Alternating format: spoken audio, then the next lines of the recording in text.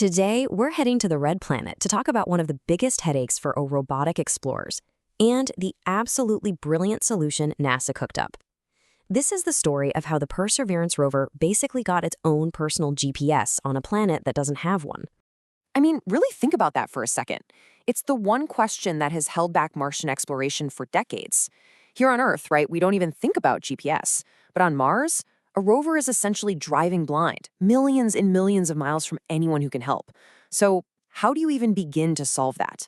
NASA has this great way of putting it into perspective. Just imagine you are driving all alone out in some rocky desert. There are no roads, you don't have a map, and you only get one phone call a day to figure out where you are. That is the rover's reality. And it's not just about getting lost, it's that crippling delay. Every single time the rover isn't sure where it is, the entire mission, this multi-billion-dollar mission, just grinds to a halt waiting for that one call home. So to really appreciate just how big this new breakthrough is, we first have to get our heads around the old way of doing things on Mars, a system that was, pretty clever, but also incredibly frustrating. So this was the classic technique. It's called visual odometry. The rover basically looks at, say, a cool-looking rock, drives forward a bit, then looks back and says, okay, based on how that rock moved in my camera view, I must have traveled about 3 feet. It's a smart idea, for sure, but it has one critical, tiny flaw. That flaw is what you see here.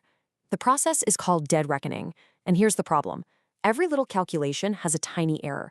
Maybe a wheel slips a little in the sand, or a shadow tricks the camera, just a few inches.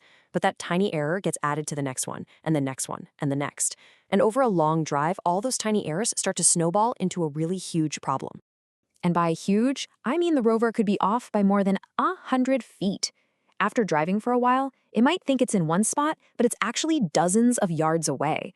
Now, if you're close to a cliff or a deep sand trap, that kind of mistake is a mission ender. So the rover's safety software kicks in and it just stops, dead in its tracks. And whenever the rover stops, that's when this agonizingly slow phone call back to Earth has to happen. So let's break down just how inefficient this old process really was. This whole process was just so manual. First, the rover stops. It takes a full panorama picture. That picture then has to travel for like 20 minutes at the speed of light just to get to Earth. Then a whole team of human experts has to basically spot the difference between what the rover sees and our satellite maps. The entire thing, from stop to start again, could take more than a full day, a whole day where zero science was getting done. I just love this quote from the mission's chief engineer, Vandy Verma. It really makes you feel for the rover, right? It's like this lost little kid that needs its parents on a whole other planet to call and say, hey, it's okay, you're safe. But that exact dependency was the single biggest bottleneck slowing down our exploration of Mars. But not anymore. And this brings us to the breakthrough. A new AI-powered ability that is completely, and I mean completely, changing the game. The whole concept behind the solution is just so beautifully simple. Instead of sending photos all the way home for humans to look at, what if you could just give the map to the rover and teach it how to read it? And this is exactly how it works. It's genius. The rover takes that same 360-degree picture, but instead of sending it home, it compares it against a detailed orbital map that's already stored in its own memory. It matches the craters and the ridges and the rocks it sees on the ground to the features on the map, and boom, it triangulates its own position. And the result of this? It can figure out its own location with an accuracy of about 10 inches. Just let that sink in. It went from being lost by over 100 feet to knowing its position down to the width of a dinner plate, all by itself. This incredible new system has a name, Mars Global Localization, or MGL. And what it does is take that whole day-long process involving a team of experts on Earth and boil it down to about a 2-minute, fully autonomous calculation done right there by the rover on Mars. But here's where the story gets even cooler. There's a twist. This amazing software leap was only possible because of a piece of hardware that wasn't even supposed to be used for this. It's like a ghost left behind by an old friend. That's right. The powerful processor that's running this whole AI navigation system, it wasn't one of the rover's main computers. It was the base station computer they used to talk to the Ingenuity helicopter. After that amazing helicopter's mission ended, this powerful little computer was just sitting there, doing nothing. And this comparison is just wild. The rover's main computers are absolute tanks. They're radiation hardened, they're super reliable, but they're based on technology from 1997.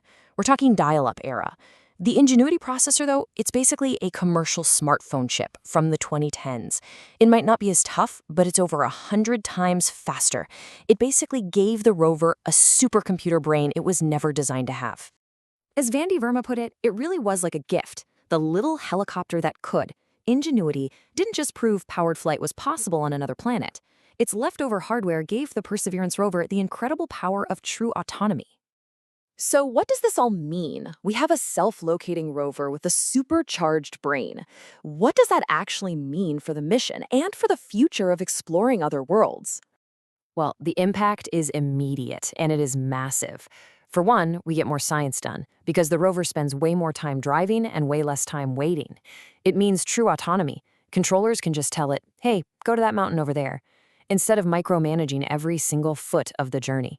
It frees up the human team on Earth, and, maybe most important of all, this is now a blueprint we can use for future missions, to the Moon, to Titan, anywhere we send a robotic explorer. So for the very first time, we haven't just sent a remote-controlled car to Mars. We've sent a true explorer. Perseverance is finally off the leash, able to make its own way across the Martian landscape, pushing the boundaries of what we can discover. And that really leaves us with a fascinating question, doesn't it? Now that we've solved the problem of getting lost in space, now that our robots can finally navigate for themselves, where do we send them next? The possibilities are now wider than ever before.